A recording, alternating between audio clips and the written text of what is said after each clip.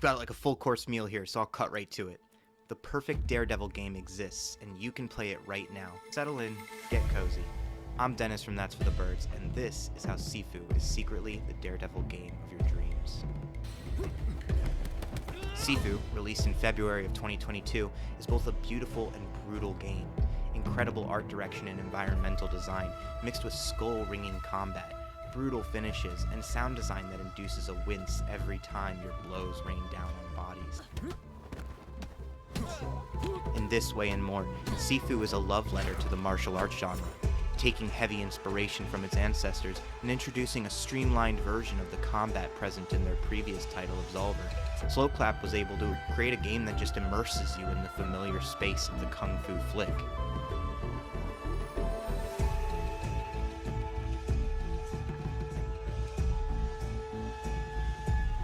Sifu pays homage to the greats with its themes of revenge and forgiveness, as well as its art and environmental aesthetics, but most straightforwardly by just incredible realizations of some of martial arts fans' most favorite scenes. Definitely spoilers ahead. Go play Sifu, it's worth your time, and if you haven't seen every single one of the movies I'm about to mention, add those to your list too. From the opening title, Bathed in Red, as we practice forms like a snake in the eagle's shadow, the incredible hallway fight from Oldboy,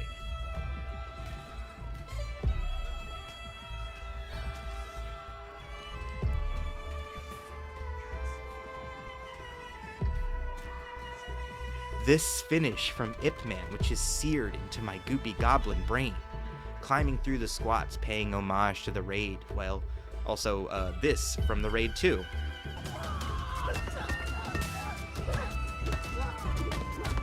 Stop! He's already dead! And this from the raid. Okay, actually, you know what? Faraj is definitely Mad Dog from 1 or Precoso from 2. Actually, this is just like a whole big ol' raid level. You know, man, that's just...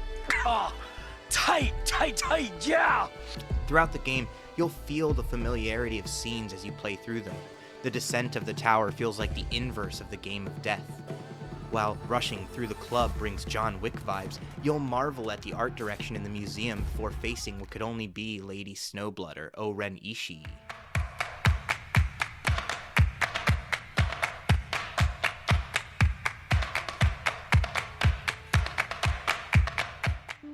In these moments, we flit expertly between power fantasy and the at times crushing difficulty inherent to a fight against 6 people, or even a one-on-one fight against an incredibly skilled opponent.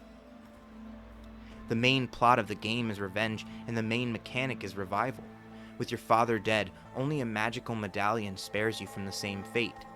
Each death comes at the cost of time, a year per death, which stacks and exponentially grows until you die past age 70 when the final coin on it's been depleted. The goal of Sifu isn't so much to make it to the end of each level, it's to make it through each level with a low enough age to make it through the next, because you'll be doing this in one go, or you'll start again from the beginning. In this way, and through the piece-by-piece selection of permanent combat technique upgrades, and death being a regular expectation reinforced within the game, Sifu functions much like a timey-wimey kung fu roguelike. There are 5 levels, which may sound short, but the devil is in the details here, and the details matter. You can easily double your age on one level, and there is a cost to failure. With age comes experience, but also decay. You become weaker in health, but more powerful in combat, providing a wonderful balance at play. Thematically, I said this game is about revenge, but there is a deeper theme at play, which is reinforced within the gameplay. Restraint. He who has Gong Fu and Wu De makes the other know he can break him. His hands go out like lightning, and the other doesn't want to fight anymore. Final spoiler warning, as I am going to go through everything, alright? This is everything, alright? So go play it. Our role in this revenge tale is to hunt down each of the people responsible for killing our father. Former students turned traitors who now control various organizations, from cults to drug rings to clubs and museums. The easiest way of accomplishing the task is by killing them the moment the finisher option comes up in their second phase. However, by showing restraint, they will come back at you again, allowing you to break their guard twice, and this lets the player spare them. Through this action, they're defeated in body and spirit, each one acknowledging that they were broken. Through this path of revenge resolved without murder, at least not murder of anyone in charge of anything, we achieve enlightenment and truly follow the ideal passed down by our father at the cost of our life. Achieving the true ending shows our ascension to another realm, while ambiguously also showing our apparent resurrection and rise to the rank of Sifu. To me, this means the leader, Yang, must have returned the medallion to us after we collapsed from our injuries, allowing us to return and showing his complete submission to the way of Wuda. So that's Sifu, but where does Daredevil come in? Well, for one thing, fighting with the morality of life and death struggles of revenge is like exactly the point of Daredevil. That being the thematic undercurrent of this game makes it an easy sell. Also, sorry to my console teams, but on PC, modders have just done an incredible job making various character skins and combat moveset changes that make this cool experience that much cooler.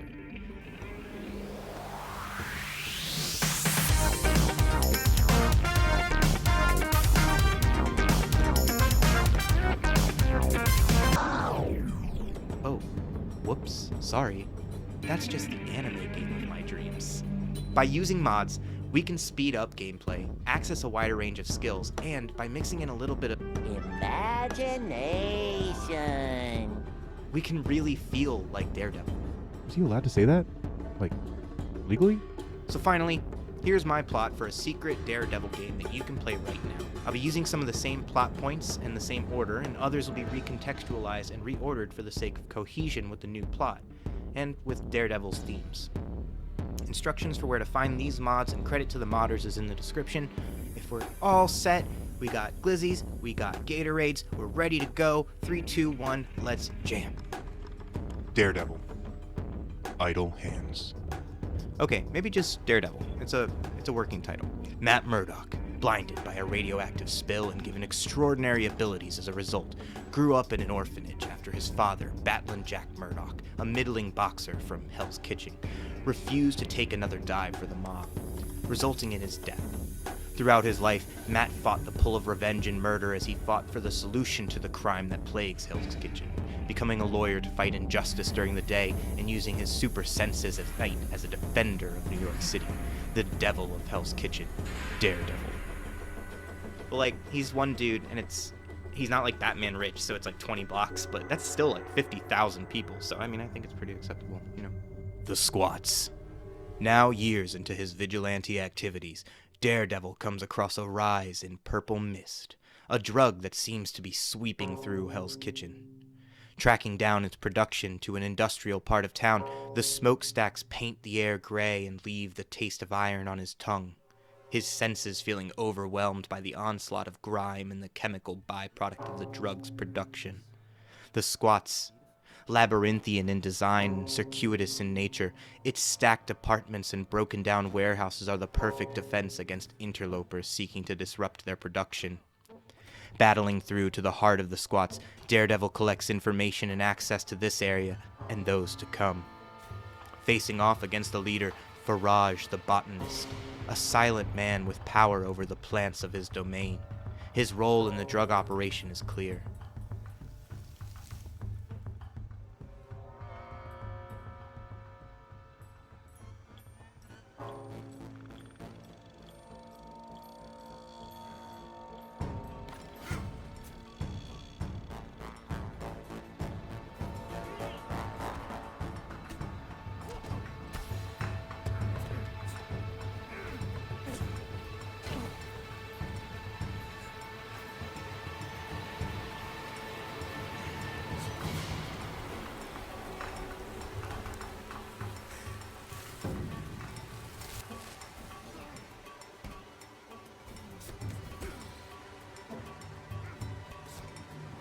Daredevil, constantly grappling with the internal struggle of his faith and his role as a defender, spares Faraj, able to pacify him while ending his role in the organization. Through his victory here, Daredevil learns that a club downtown serves as a distribution line for the Purple Mist. But that Purple Mist is only a portion of their influence on the city. Without another path up the ladder, Daredevil puts on his best dance shoes and heads to the club.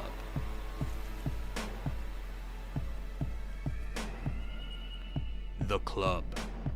Pulsating beats ooze from the club. Another area tailor-made to interfere with Daredevil's heightened senses.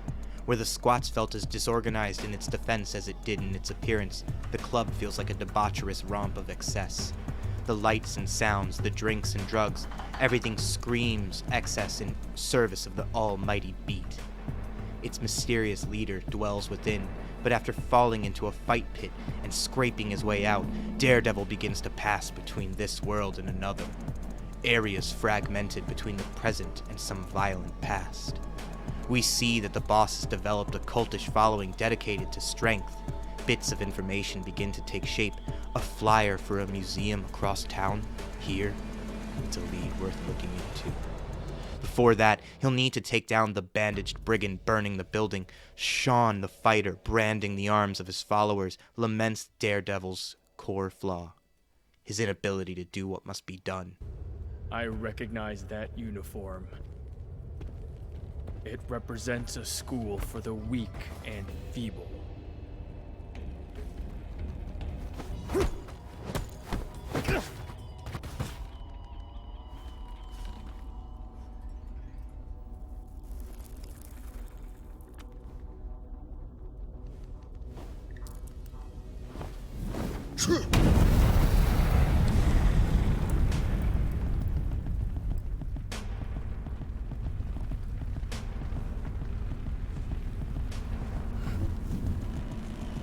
You're almost as good as...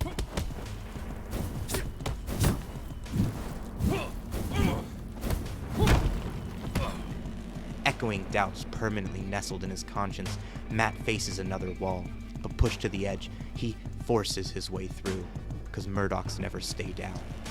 Through victory, Matt reaffirms his commitment to the cause. What does the museum play in connection to the distribution in Purple Mist?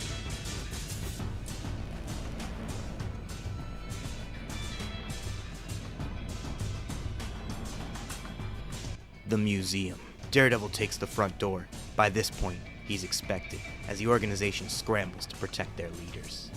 The museum has, let's call it a Guggenheim-esque vibe, like, let's just pretend it's the Guggenheim.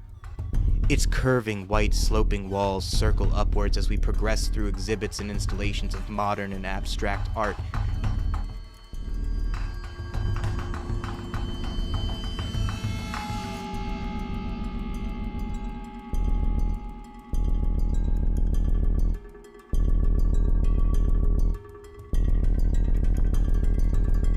Everything is a weapon as paint bursts from hanging bulbs while giant knives provide environmental barriers to being overwhelmed. Finding promotional materials for the museum's collaborative work with the CEO of a large corporation at the Tower, pieces begin to fall into place as Matt realizes he stumbled across the front. The money laundering jackpot that works with the corporation and the club to funnel funds from the sale of Purple Mist and contract for hire violence into legal tender. Kuroki the artist is the curator of the museum, but is she also the bank, or is she an unwilling participant? Her followers tell Daredevil to turn around. She doesn't want to fight. This crusade is senseless. Matt's come too far to turn back, and whether she's willingly involved or not, the operation has to end.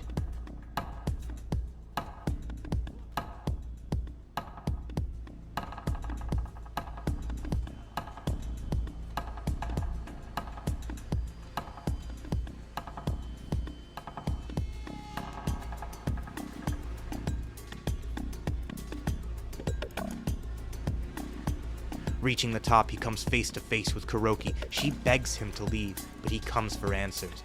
And when she turns, it hits him. She was in the hand. People don't just leave the hand. But Kuroki, along with 3 commanders and their leader, fought their way out, took jobs where they could, and built their organization up from the ground. She just wanted a way out, but is tied to them now instead. Same shit, different organization. That doesn't mean she can yield. She created a bubble that insulated her from the world and allowed for her to simply create. She won't let them take that from her. through their fight, she slashes at him from afar. But after he closes the distance, she transforms the space from snow to water, and becoming a raging current, she brings the fight to him.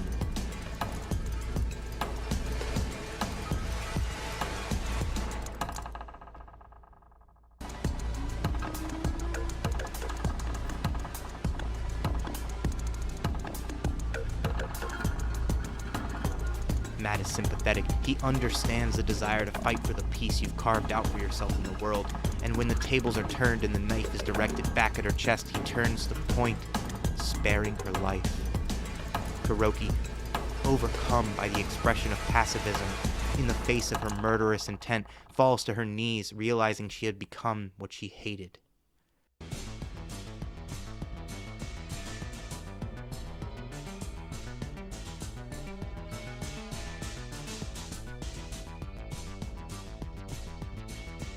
He needs no direction and she's in no shape to give it. Already sure of his next destination, Matt leaves her to contemplate her actions. The tower.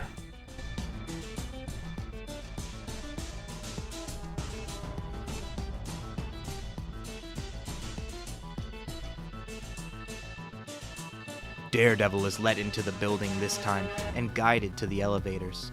Jin Fang, the CEO, would like a word with him, and sees no need for him to fight his way there.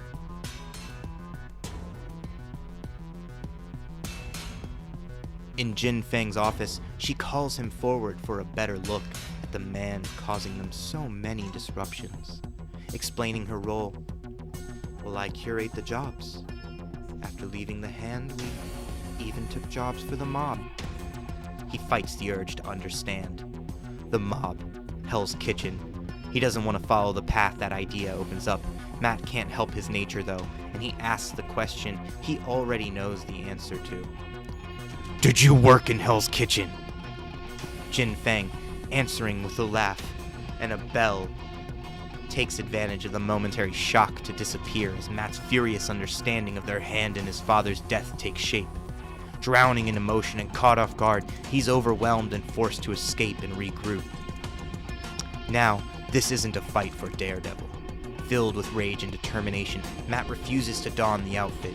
His desire for revenge taking hold, and his suit represents an ideal he can't measure up to.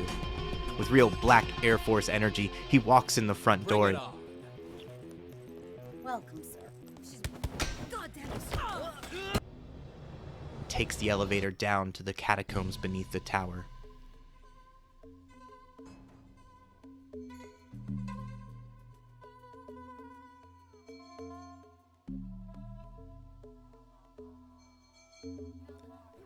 More brutal than ever, but resisting the urge to end everything in his path, Matt defeats Jin Fang's elite forces, trained here in the ways of death and deceit, making the way to a seemingly bottomless pit. He sees no other path forward, so he takes the leap.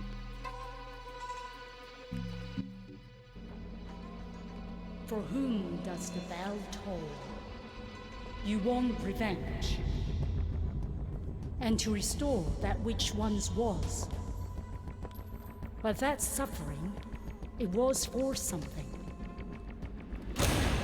Yours, mine, even Yang's.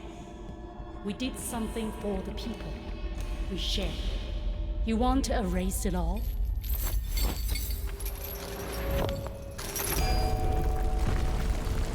Pulling out her chain and mace, Matt needs to close the gap. His rage barely contained as Jin Fang mocks his resolve. The large bell looming over the space rings, seemingly distorting time and space. Matt doesn't have the bandwidth for surprise, anger subsuming his emotions.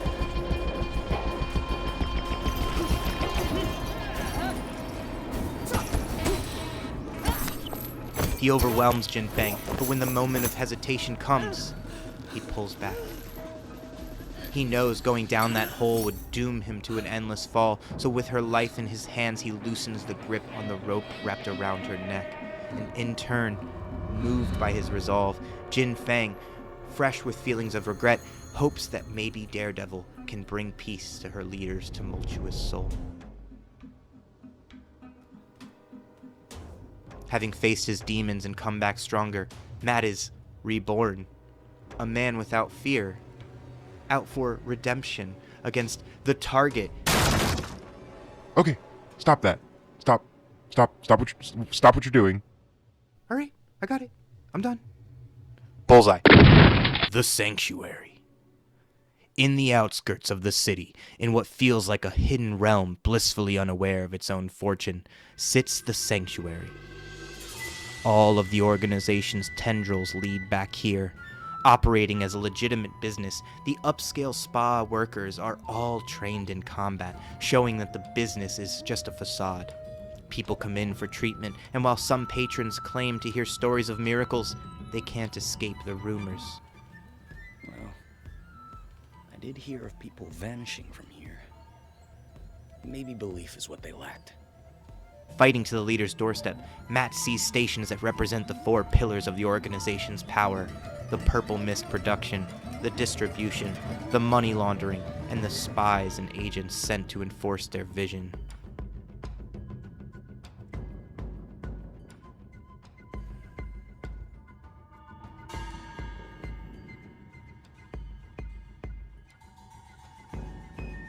Having stolen the power of a magical medallion from Nobu in the hand, Yang, the organization's enigmatic leader, had the ability to overcome death, but had grown tired of its advantages. Seeking an actual challenge, he attempts to defeat Daredevil's spirit. Tell me, what would you do to save the people you love from the inevitable? Wouldn't you cross every line? Break every rule? Wouldn't you challenge death itself?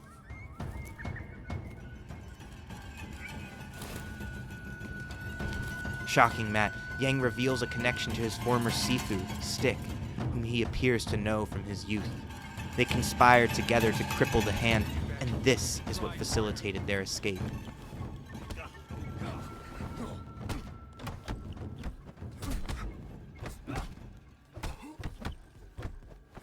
Fighting in his sanctuary, Daredevil is knocked through the doors and into a memory.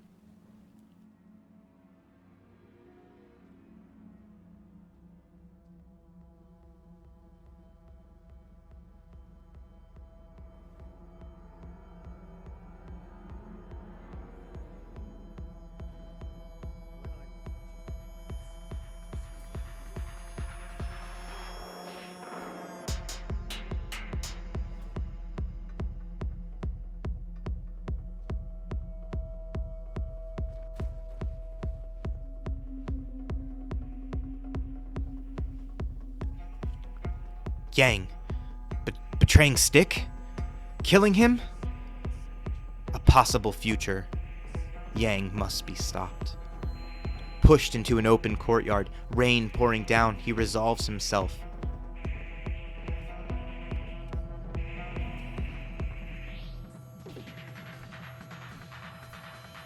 Fighting back but hit with an onslaught of blows, Matt collapses on the ground, but Murdoch's never stay down. Getting up for one final round, the devil of Hell's Kitchen stands tall.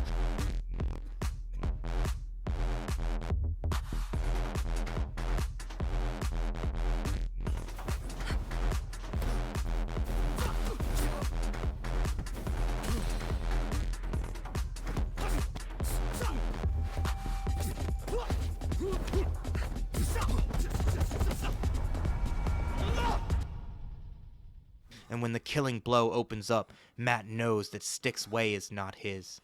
He spares the leader with the knowledge that he had won, weighing the cost of the potential murder on his soul and choosing respect for life. And when succumbing to his injuries, he fades out.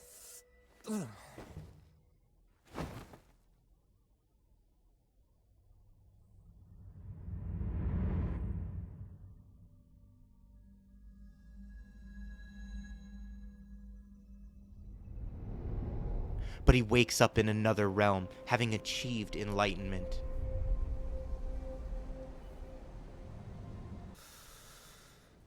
He breathes deeply, before suddenly waking, reborn by the very pendant Yang stole from the hand. Yang has disappeared, his organization disbanded, leaving only the pendant in the devil's tools, Matt's idle hands.